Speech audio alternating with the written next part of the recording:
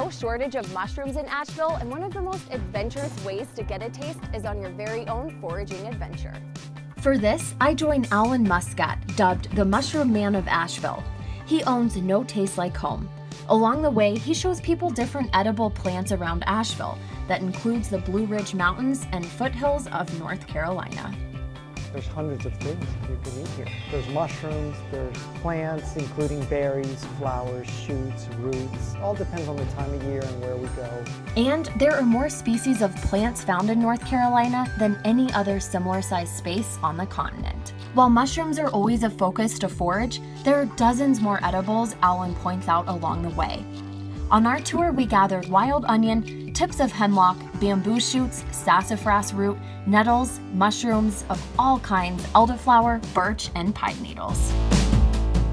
Foraging's easy. This is not about, man versus wild having to parachute into the wilderness. I could show you stuff walking through the city that would feed you for a week. Wherever you live, I hope people go home realizing that we live in a Garden of Eden.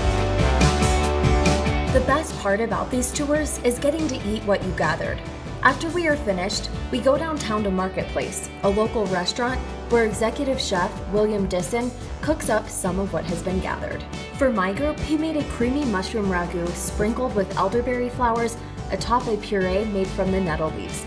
It was nutty and delicious, and the fact that the ingredients had been gathered less than 2 hours before seemed to make the food taste even better.